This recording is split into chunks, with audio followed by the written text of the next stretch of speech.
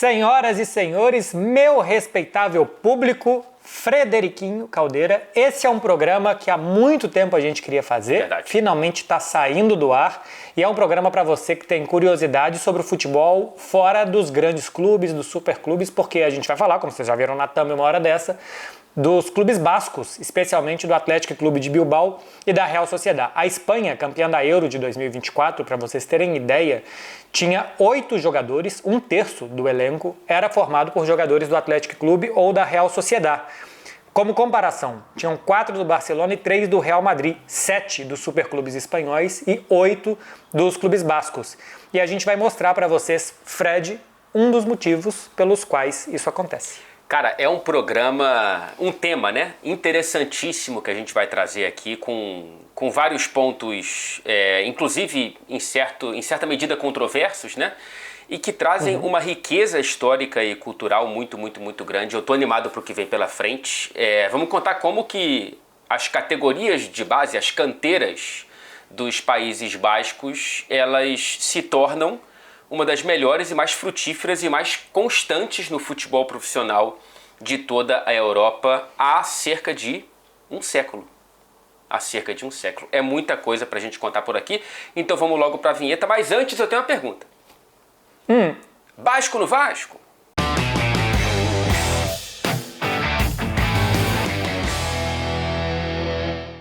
Fred Caldeira, seguinte... vamos começar pela política que tem Athletic Clube de Bilbao e Real Sociedad para montar os seus times, porque existem certas regras para os elencos serem montados. O Athletic Clube de Bilbao, e por que eu não estou falando o Bilbao ou o Athletic de Bilbao? Porque não é o jeito que se fala. Aqui não se fala o Bilbao nunca, é ou Athletic Clube ou Athletic Clube de Bilbao, mas normalmente é Athletic Clube para se referir ao time. Ele conta apenas com jogadores nascidos no País Basco ou no Reino de Navarra, que é a região também que está ali próxima e também faz parte do País Basco, ou que são formados na base do Athletic Clube. O País Basco é a região com a maior taxa de imigração da Espanha, então a chance de ter um espanhol de outra parte da Espanha Com a maior ou menor? Canteira, Menor, né? com a menor taxa de imigração. Assim, é a região da Espanha que menos recebe tanto estrangeiros como pessoas de outras partes da Espanha. Então a chance de você ter um espanhol não basco na canteira do Athletic Clube é muito pequena para isso acontecer. Tem um exemplo do Fernando Amorebieta, que é venezuelano, os pais dele são bascos, ele nasceu na Venezuela e aos 2 anos de idade ele foi para a província de Bilbao. Ele fez a sua formação na base do clube, então apesar dele ser venezuelano, ele jogou na base do Bilbao, na base do Athletic Clube de Bilbao, porque fez a formação dele no clube.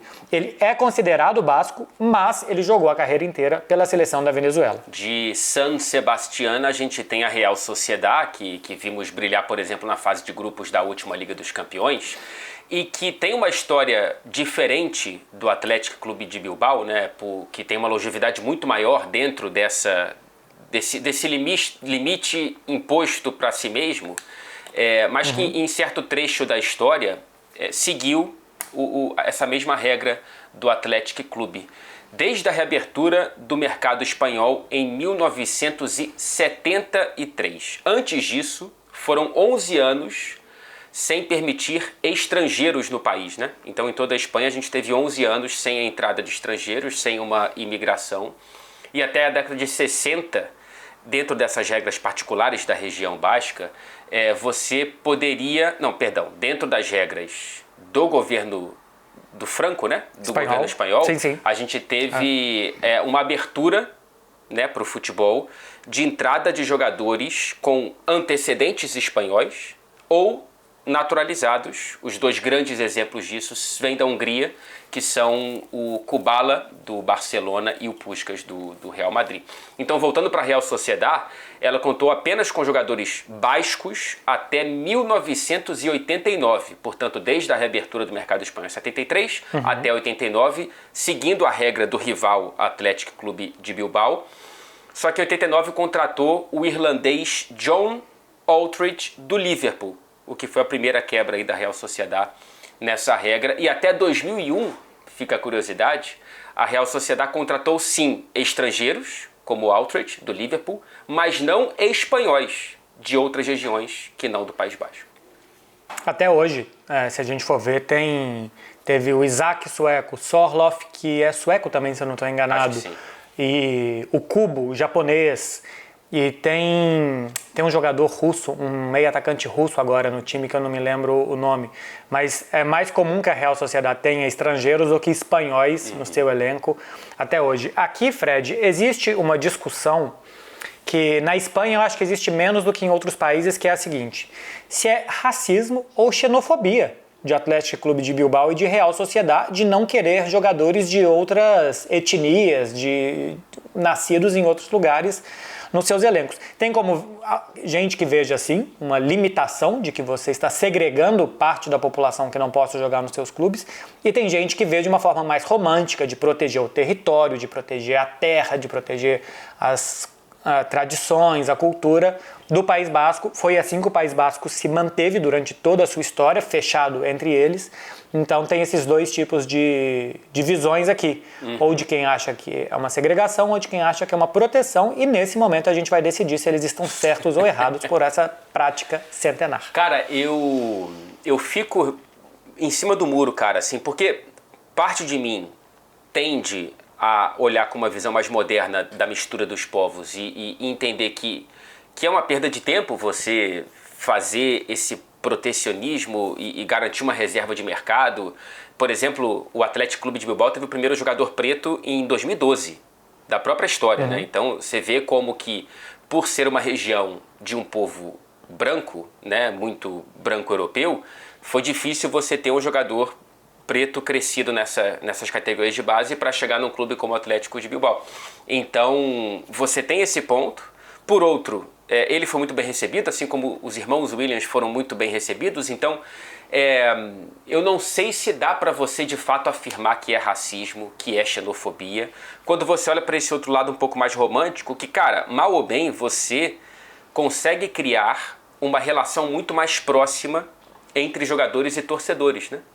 Porque são pessoas que vão, muitas vezes, na mesma padaria que você, né? Que vão na mesma agência bancária, que tem uma história que a mãe, sei lá, deu aula na escola que você que está na arquibancada vendo esse cara jogar, estudou. Então, sinto que dentro de um futebol que há muito tempo vai entrando nesse caminho sem volta de megalomania financeira, que você tenha jogadores que, claro, ganham muito mais, daqui a pouco a gente entra, né, nesse ponto, do que a população local, mas que pelo menos tem alguma relação de raiz mesmo, né, uma relação de admiração pela cultura e pelo clube que ele joga. Não sei o que você acha, e você tem uma opinião muito melhor que a minha, porque você vive na Espanha e está muito mais imerso nesse debate do que eu. Aqui, assim, eu acho que esse é um tema tão antigo que ele não é mais debatido. Tá. Você não vê quando o Atlético Clube vem jogar em Barcelona, quando vem a Real Sociedad, que falam ali o elenco, já não se fala mais, olha só, são só bascos, olha só como praticamente não tem espanhol na Real Sociedad, são só jogadores daquela região, porque isso já foi muito debatido aqui. Eu vejo muito mais esse debate externo.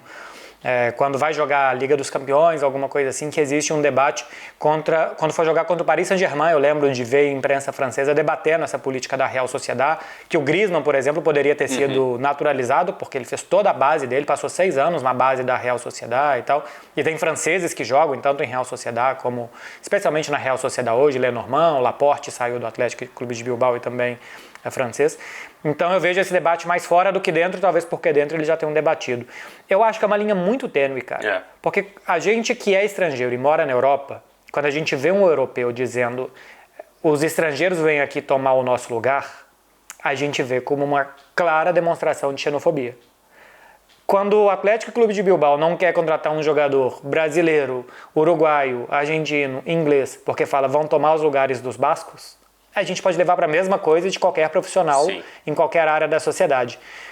Tem um sentimento de pertencimento, de não sei o quê? Tem, mas talvez isso também tenha na sociedade. Eu acho que da sociedade é mais... não é tão puro como talvez o do clube seja, é uma coisa pura do clube ali e tal. Por isso é uma linha tênue, senão acho que seria muito fácil escancarar que é xenofobia. Mas é muito difícil mesmo de uma coisa tão romântica que parece ser tão bonito de proteger o seu clube, os seus costumes. E repito, e daqui a pouco no Out of Context eu vou trazer algumas curiosidades, o País Basco não seria o que é se eles não tivessem feito isso ao longo da história. Mas é estranho, é estranho. Eu acho que ainda bem eu não consigo me posicionar, sabe? Porque acho que isso vai muito de sentimento, de pertencimento, e como eu não sinto, eu não pertenço, eu tenho dificuldade de me posicionar nesse sentido. E eu li, e você pode me corrigir se for uma leitura errada, né? Atenção, cara, eu li de uma fonte que me pareceu muito confiável, que foi meu tio-avô que me mandou uma corrente de WhatsApp. Ah, então é. Então, tinha exclamações? Tinha exclamações e era tudo em caps lock, então parecia urgente e muito verdadeiro. Não tem como ser errado. Não tem como ser errado, né? Não. Então, O que me surpreende é só você ter lido, né? Porque normalmente eu recebo esse tipo de coisa, envia. primeiro eu repasso por um máximo de pessoas que eu puder e depois talvez eu leia. Exato. Mas eu li porque era a pauta do programa. Mas eu li só a metade, tenho que admitir aqui. E a metade que eu li dizia que isso começou... Porque o Athletic Bilbao, Clube de Bilbao, ele é fundado por ingleses e bascos. E no começo, durante, acho que nos primeiros 15 anos de história, algo assim, ele tinha jogadores estrangeiros, tanto é que ganha uma Copa do Rei com jogadores estrangeiros não regularizados, e por isso o título ele é anulado por conta desse problema de regulamento ali, de cadastro dos jogadores. E por ter o título anulado por conta desse ponto, meio que ele começa isso como batendo o pé, falando, então não pode estrangeiro, ok, vamos jogar só com jogadores bascos. Então, ele não começa por uma noção de que somos um povo superior e todo mundo que não é daqui é inferior e não pode tocar o nosso clube. É muito mais por um orgulho teimoso de ter perdido um título por ter trazido jogadores de fora. Então, isso já me guia um pouco. É claro que esse sentimento, ele é mutável, né? E ao longo da história ele pode virar outra coisa, e a depender de quem você converse é outra coisa. Mas esse começo me parece um pouco mais puro do que por um ódio a quem vem de fora. Eu vi essa história também, e eu também acho que assim, é fácil de talvez defender ou argumentar por isso, né? Que é para defender o seu e não para odiar o outro. Agora, Fred, isso traz repercussões esportivas, né? Sim. O fato de você não se abrir como os outros clubes se abriram, trouxe repercussão esportiva para Athletic Clube e para a Real Sociedad ao longo da história. A Real Sociedad já foi rebaixada 6 vezes no Campeonato Espanhol. O Campeonato Espanhol é disputado desde 1929, é um dos 10 clubes fundadores a Real. Aliás, como curiosidade, aqui normalmente se usa o termo Real para a Real Sociedad. O Real Madrid normalmente é chamado de Madrid. Cada comunidade autônoma da Espanha, que corresponde a um estado brasileiro, por exemplo, tem um clube com o título de Real. Então tem o Real Madrid, a Real Sociedad, o Real Celta de Vigo, o Real Mallorca, o Real Zaragoza, o Real Múrcia, o Real Betis Balompié, e por aí vai. O Villarreal não. O Villarreal é simplesmente porque a vila era real. Mas a Real Sociedad é o clube do País Basco que recebe essa distinção da monarquia espanhola. Ela já foi rebaixada 6 vezes, mas 4 dessas vezes foram antes dos anos 50. Então, assim, foi um futebol completamente arcaico, diferente e tal. Desde aí ela caiu 2 vezes só. Caiu em 1962 e caiu em 2008. E depois nunca mais caiu. Ganhou 2 ligas espanholas, as 2 no início dos anos 80, ganhou 3 Copas do Rei, inclusive uma recentemente sobre o Athletic Clube de Bilbao, seria o maior jogo da história dos clubes. O maldito Covid fez com que fosse um estádio de portões fechados. E ganhou uma Supercopa da Espanha também. São 6 títulos de primeira, né? Fora os títulos de segunda divisão que a Real Sociedad tem na sua galeria. O Athletic Clube de Bilbao é o terceiro maior vencedor do futebol espanhol, né? Em número de taças, você tem Real Madrid, Barcelona e depois o Athletic Clube. Ele nunca foi rebaixado da primeira divisão espanhola. Cara, é algo muito doido, né? Você pensar que com essas limitações você é o terceiro maior campeão do país e nunca desceu para a segunda divisão. Tem 8 títulos de La Liga, o terceiro maior vencedor dentro desses títulos. 24 Copas do Rei, inclusive o atual campeão. É o segundo maior vencedor da Copa, e são 3 Supercopas da Espanha. O Athletic Clube que, enfim, já visitou Liga dos Campeões, já visitou Europa League, enfim, é um clube que volta e meia consegue também ter campanhas no futebol europeu.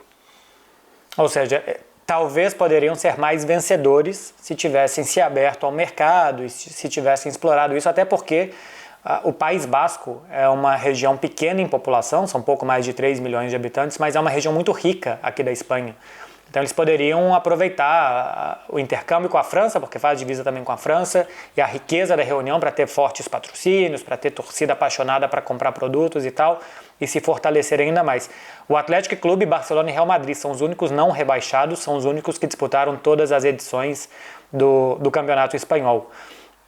E já que eles não contratam, já que eles normalmente formam os jogadores, eles têm Fred a base muito forte, né? Sim, com jogadores ao longo da história que chegaram à seleção espanhola, agora na Eurocopa a gente viu vários, e eu estava até lendo, Beckler, daqui a pouco eu vou trazer um número muito interessante que você trouxe no roteiro, eu sou apenas um mensageiro aqui, mas eu estava lendo que por você não gastar muito em janela de transferência, eles têm salários muito altos, né? Muito altos para os próprios jogadores, e pelo que eu entendi, existe uma certa compreensão magoada quando o jogador brilha muito e sai.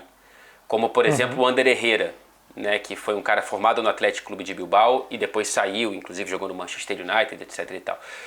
Ou daqui a pouco o Nico Williams, né? Pode ir para o Barcelona e é um cara criado na base. Então, há uma compreensão, até porque esse dinheiro ele volta e ele não é como, ganhei, sei lá, 80 pelo Nico Williams e vou pagar 90 no jogador tal. Não, né? Você raramente, você tem uma piscina muito pequena para você pescar. Mas enfim, isso cria uma política muito interessante de investimento nas categorias de base, como eu mencionei na abertura do programa.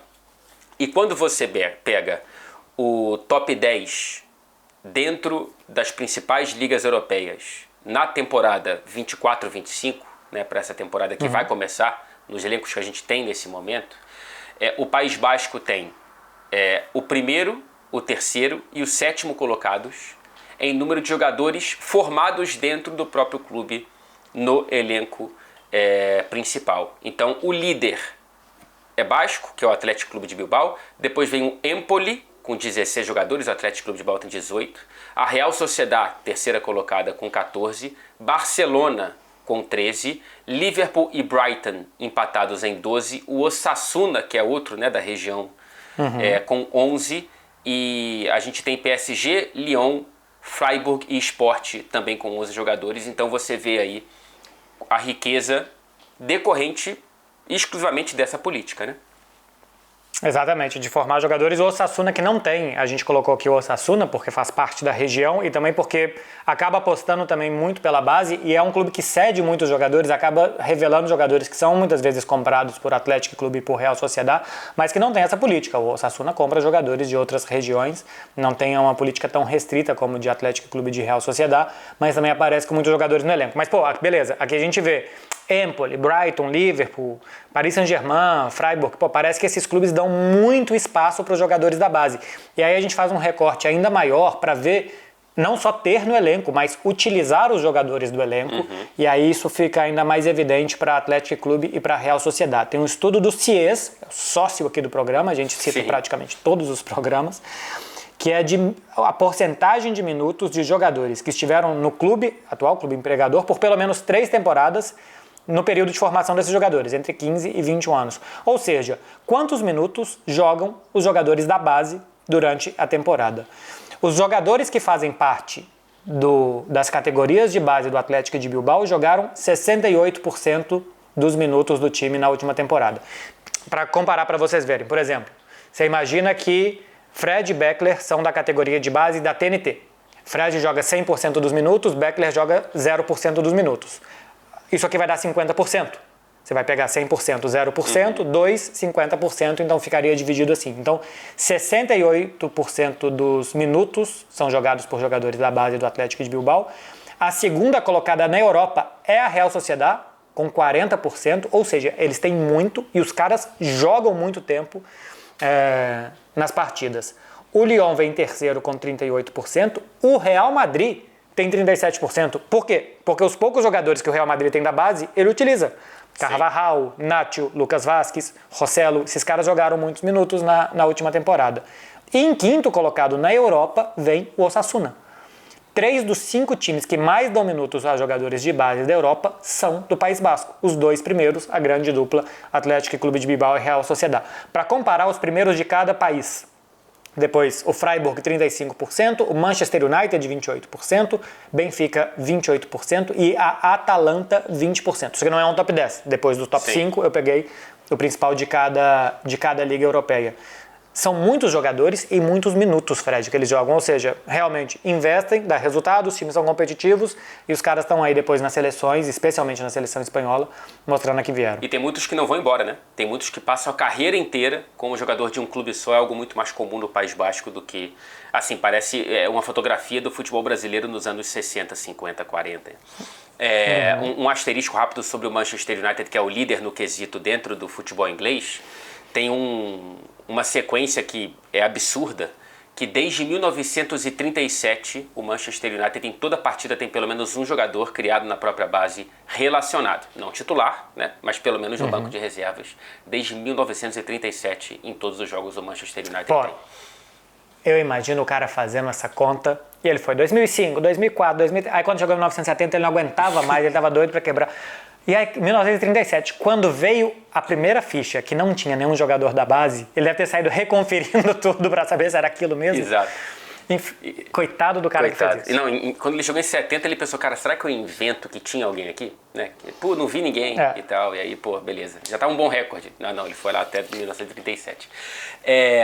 E aí, cara, acho que é uma ideia bacana aqui a gente tentar montar, se houvesse uma seleção basca, qual que seria a atual, né? E são vários nomes que, beleza, o cara pode pensar que, pô, mas né, chupou laranja com quem? Quem é esse maluco? Cara, é um time bastante decente, tá? Você pega, por exemplo, no gol, tem o Unai Simon, que joga no Atlético Clube de Bilbao até hoje, o Kepa, que voltou pro Chelsea, não sei para onde vai, mas enfim, é um cara, até hoje o goleiro mais caro do futebol mundial, o Alex Remiro, da Real Sociedad, na lateral direita tem o Odriozola, também da Real, e o Azpilicueta, que hoje está no Atlético de Madrid.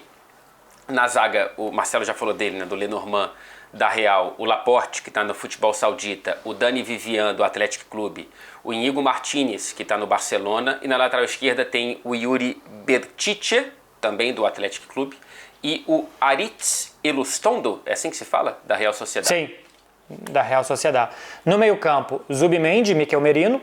Aparentemente, todo mundo quer esses dois, né? Cada dia saem notícias de que vários e vários clubes querem contratar esses dois jogadores da Real Sociedad. Tem o Muniain, que é um ótimo jogador do Atlético Clube de Bilbao. Estava para ir para o River Plate agora nessa janela de transferência. Seria uma contratação bem exótica, por assim dizer. O Vesga, jogador que... Não sei se a gente vai perder a oportunidade ou não de fazer alguma piada. Mas ele não era repórter? Difícil. Eu não tiro os olhos da bola, né? O Ander Herrera, que rodou e voltou, e o Ilharra Mendy, jogou no Real Madrid também e tal, e voltou à Real Sociedad. No ataque, Nico e Iñaki Williams, a dupla de irmãos do Atlético de Bilbao, o Oyarzabal, que fez o gol do título com a Espanha, o Raul Garcia, que também chegou a jogar no Atlético de Madrid, já bastante experiente, um jogador que eu gosto muito, que é o ponta pela esquerda da Real Sociedad, que é o Barrenechea.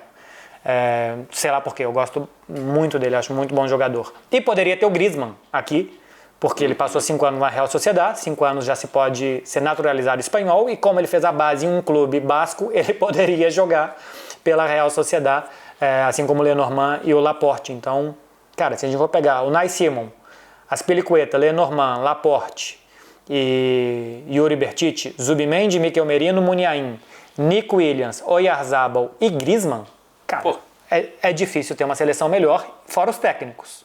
Fora os técnicos. Cara, aí é uma loucura, assim, porque você pode escolher desde Xabi Alonso, passando por Mikel Arteta, Unai Emery, ou então você pode pescar no atual treinador da Real Sociedad, o Imanol Alguacil. Cara, é uma super seleção. Você olhando para time titular e treinador, acho que, sei lá, que é difícil pegar a melhor temporada entre Xabi Alonso, Mikel Arteta e o Unai Emery, né? Eu diria que foi o Xabi Alonso, mas o Unai Emery vem ali na segunda colocação e o Arteta trouxe o Arsenal de volta, mas é um timaço, cara.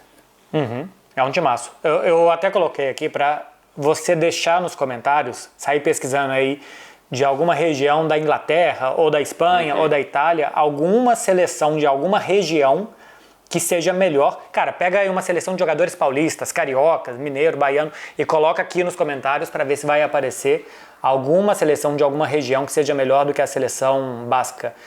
Como comparação, é mais ou menos a mesma população do Uruguai. E que tem uma seleção que talvez seja melhor, talvez seja parecida com essa aqui do País Basco. Aliás, o Uruguai que tem muitos jogadores de ascendência basca. Sim. Se a gente pega pelos sobrenomes, a Arrascaeta, por exemplo, é um sobrenome basco. Então, teve um fluxo migratório grande de bascos pro Uruguai.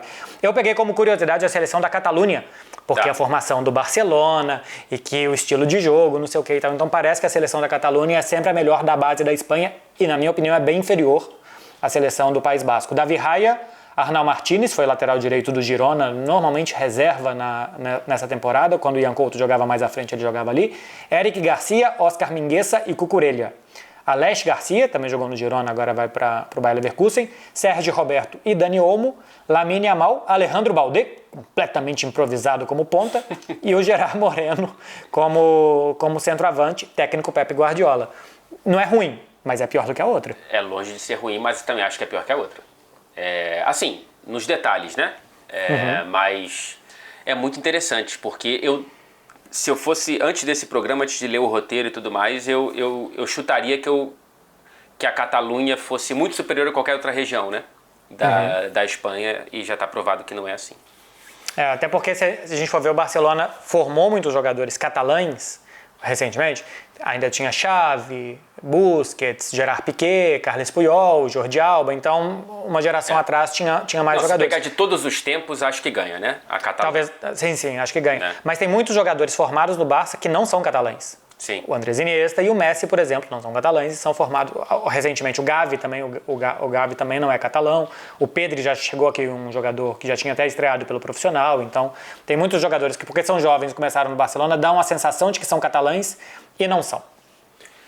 Tá tudo dentro de contexto, nesse contexto muito restrito, né, Marcelo Becker? Eu acho que a gente vai fazer algo que, por exemplo, o Atlético Clube de Bilbao não faz há mais de 100 anos, que é sair do próprio contexto. Você está pronto para isso? Eu tô pronto para isso. Eu só poderia estar mais pronto ainda se entrasse uma vinheta basca com out of context.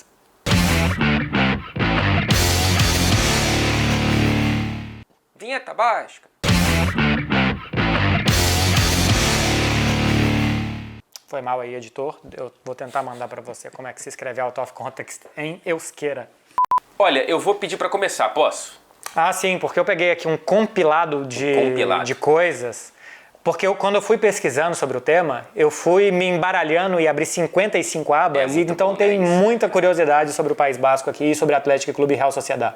Não, então, depois você dispara essa sua coletânea de curiosidades, porque eu trouxe aqui um negócio que você há pouco até fez uma referência que puxa esse meu out of context, que pessoas, enfim, dos Países Baixos que foram para fora e tiveram filhos ou netos jogadores profissionais de futebol. E, cara, essa política do Atlético Clube de Bilbao, que é a mais restrita e a mais longeva, lembremos, ela tem uma certa tentativa de revisão dentro dos sócios do clube. Eu estava lendo uma entrevista com o ex-presidente Urrutia, em que ele disse, cara, teve um momento em que chegaram a propor que a gente pudesse abrir um pouco esse escopo, né, de jogadores que podem jogar pelo Atlético Clube de Bilbao para filhos e netos de pessoas crescidas na região.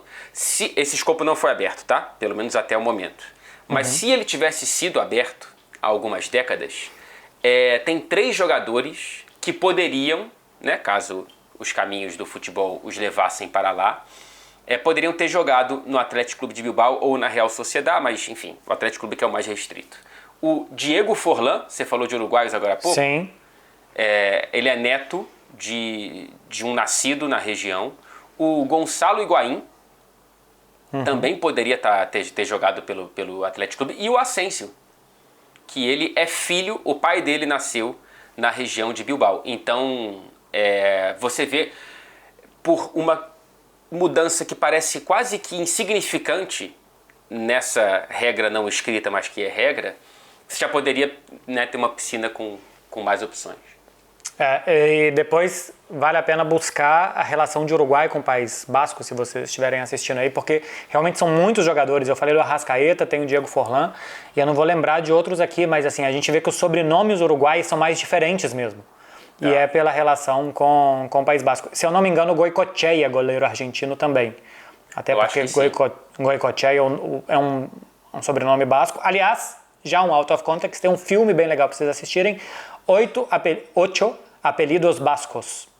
Se vocês querem entender mais a cultura basca, e depois tem a continuação que são Ocho Apelidos Catalanes. Que é comédia romântica, são filmes bobinhos, mas que é um cara que se passa por basco para conquistar a menina, e quer conquistar especialmente o pai da menina. Então ele fala que, eu sou muito basco, eu tenho 8 sobrenomes bascos. E aí, em quais são? Aí eles escalam o Atlético de Bilbao. Boa estratégia. Ele escala o Atlético de Bilbao, aí ele não lembra de nome, ele fala Clemente, o último, porque era o Javier Clemente, o técnico. Clemente nasceu aqui e tal, mas não sei o quê. Então é um filme bem divertido para entender a cultura basca. E aliás, já fica o meu convite para vocês, se estiver vindo para a Espanha, visitem Bilbao e San Sebastián. São 2 cidades maravilhosas, a culinária é espetacular. Normalmente muita comida, muita bebida e por um preço baixíssimo. Tive lá para fazer a final da Liga dos Campeões Feminina com Clara e a gente foi jantar um dia num restaurante e a gente pediu não sei o que, um menu que vinha com uma taça de vinho para cada. Né? Assim, na Europa é muito comum, que inclua-se uma bebida e tinha uma taça de vinho. Como eram 2 pessoas e teria que ser 2 taças de vinho, eles colocaram uma garrafa na mesa e falaram, é a mesma coisa. Cara, são 6 taças. Fantástico. Muito mais. Seguinte, algumas curiosidades sobre o País Basco. Tá.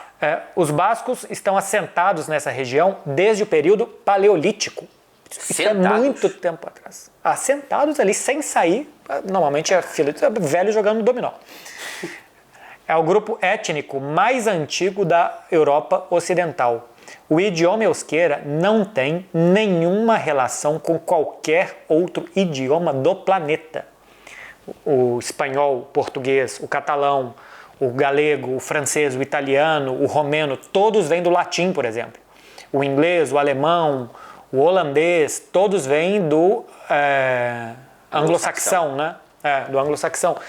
O basco não tem a ver com nada. O basco é um idioma de um grupinho de pessoas que estava ali há milhares de anos e eles mantiveram, cara. Eles mantiveram um idioma intacto.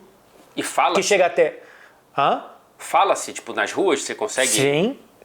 Todas as placas são em castelhano e em euskera. E as pessoas entre elas falam em euskera. Porque se as pessoas não mantiverem, acabou. Sim.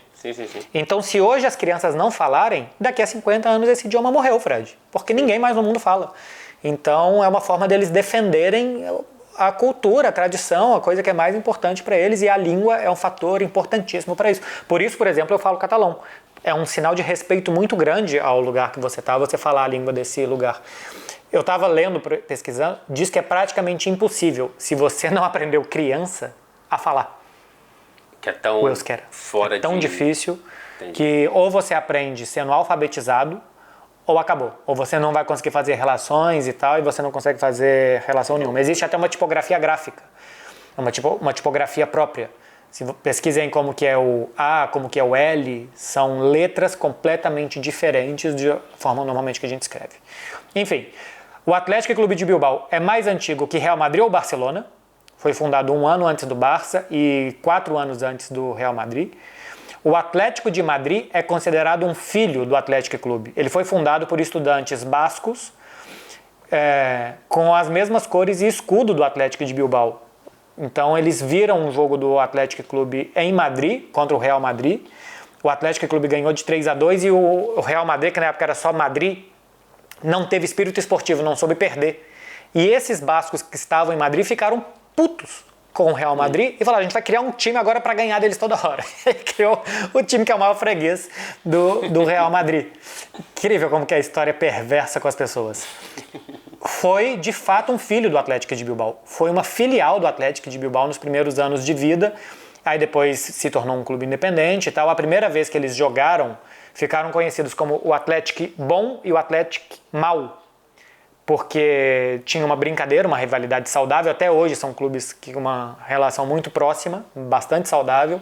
E a primeira vez que eles se enfrentaram ainda se escrevia da mesma forma. Depois o Atlético de Madrid passou a escrita para castelhano e o Atlético de Bilbao mantém em inglês, né? Se chama Atlético Clube por ser em inglês, como o Fred contou a história inicialmente. Então, a primeira vez que eles foram se enfrentar, no estádio estava Atlético Clube B, Bilbao, Atlético Clube M, Madrid. E já tinha quem era o melhor, quem era o pior, então ficaram Los Buenos contra Los Malos. Atlético Clube Bueno contra Atlético Clube Malo. O primeiro uniforme do Atlético foi azul e branco, que são as mesmas cores da Real Sociedad. Mas diferentemente de outros clubes que evitam usar a cor do rival, o Atlético nunca teve esse tabu e muitos anos a cor azul é utilizada no segundo uniforme do clube, no terceiro uniforme, em uniformes especiais, como a gente está vendo aí na tela. A edição vai colocar pra gente várias e várias camisas do Atlético Clube em azul e branco, assim como são as cores da Real Sociedad. E se vocês já viram o uniforme do Atlético de Madrid, azul e branco, também é por isso, porque ele nasceu nas mesmas cores do Atlético Clube de Bilbao. Pô, bacana. Curiosidades da Real Sociedad, Fred.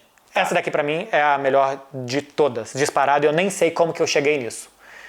Existe uma Real Sociedad em Honduras e ela não contrata estrangeiros.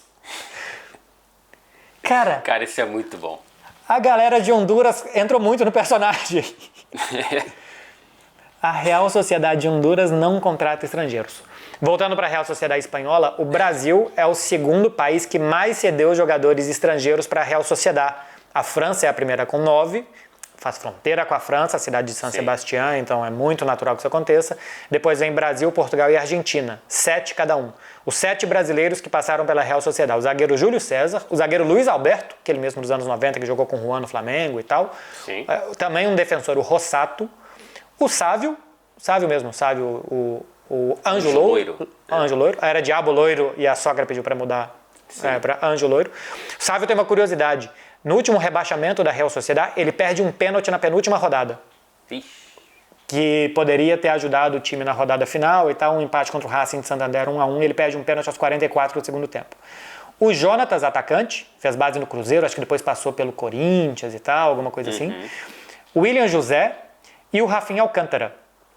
Só o William José durou mais de um ano na Real Sociedad.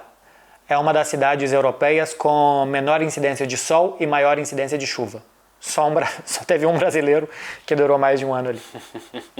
Tô prontinho para visitar então, né? Já fiz a escola de Manchester.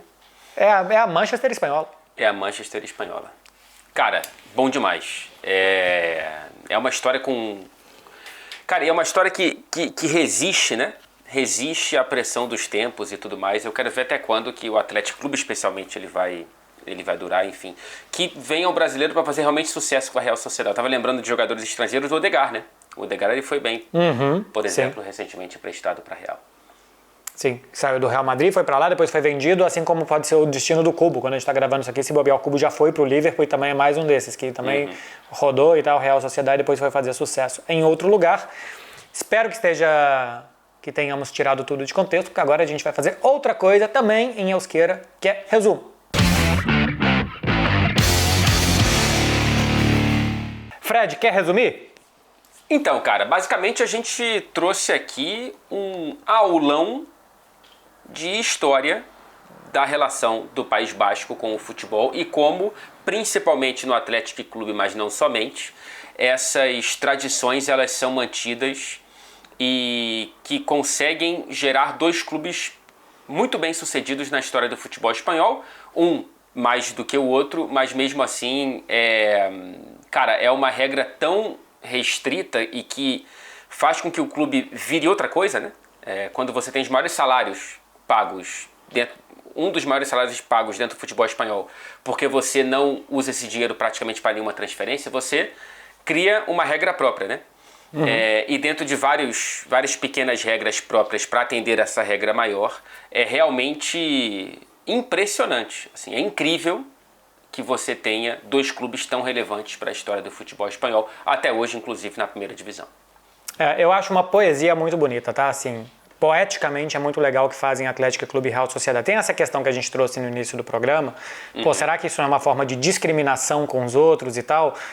Talvez seja, mas se não é de propósito, não é para excluir os outros, mas sim para incluir mais o deles. Mas principalmente, eu acho que é uma forma diferente de você lutar contra o poder. O poder de Real Madrid, de Barcelona, de grandes clubes, de superclubes e tal. Acreditar em alguma coisa, investir em alguma coisa, dá resultado. Atlético Clube e Real Sociedade não brigam por títulos todos os anos, mas o torcedor se sente representado todos os anos. Eu acho que isso é a coisa mais importante do futebol. Porque são 20 clubes que jogam a primeira divisão da Espanha. Um vai ganhar. Então os outros 19 torcedores dos clubes, os 19 clubes, vão se sentir frustrados todo ano? Pô, tem vários clubes, a maioria deles, diria que 17, que sabem que não vão ganhar. Mas eles se sentem representados, os caras vão para a arquibancada, acreditando em uma coisa, se sentindo representados pelos caras dentro de campo e que eventualmente eles podem ganhar alguma coisa, e aí eu acho que tem um sabor muito maior. Eu acho que uma Copa do Rei para esses clubes tem um sabor talvez maior do que a Champions tenha para os superclubes. Acho que é impossível fazer isso no Brasil, até porque o Brasil não tem esse sentimento talvez que tenha na Real Sociedade, no Atlético Clube, e também não dá para começar isso do nada. Isso só existe porque isso começou em um outro planeta que era 1900, mas eu acho muito legal que resista uma poesia, uma coisa que meio de Dom Quixote, né, Dom Quixotesca, como a gente fala por aqui, que é assim, você imaginar inimigos e imaginar situações e lutar contra elas, que resista uma poesia de acreditar em você, de acreditar no seu povo, de acreditar na sua maneira de fazer as coisas e de ser forte da sua maneira. Então eu acho incrível que fazem Atlético Clube e Real Sociedade. E tem, cara, assim, até acho que para trazer um novo elemento para esse debate que é muito válido sobre a linha tênue entre uma tradição muito bonita e uma xenofobia e um racismo, o crescimento dos irmãos Williams traz um novo capítulo, né, cara? Porque filhos de imigrantes, os pais, a mãe do Nico, com ele na barriga, atravessou a pé o deserto do Saara, por exemplo, para poder chegar na Europa e consequentemente na Espanha e depois na região basca, que são crias da região, né? E você tem os dois jogadores, cara, qual é a chance disso voltar a acontecer, por exemplo, né? Para um clube que não tinha nem jogador preto, repito, até 2012. Então, você tem um capítulo que traz como, se fosse uma região de fato racista, não sei se eles seriam tão bem recebidos como foram e tudo mais, enfim. E eu também acho que é um sinal dos tempos.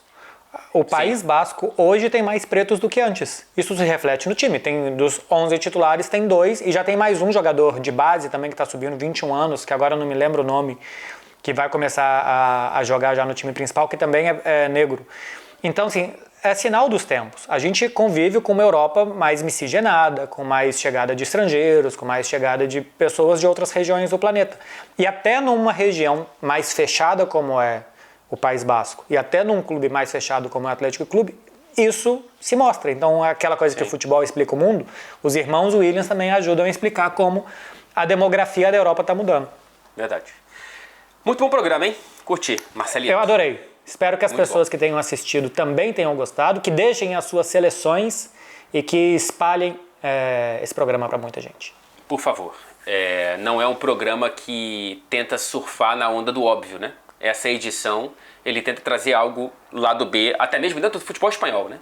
Então, que você que ficou até aqui e que certamente, né? Você ficou até aqui porque gostou, imagino eu, que por favor nos ajude a divulgar esse programa, chegar em mais pessoas. Marcelito, um prazer. É isso, na semana que vem, a história dos lobos com Wolverhampton. Lobos são cachorros ou não? No próximo programa. Um beijo pra vocês. Tomara que seja aprovada essa pauta.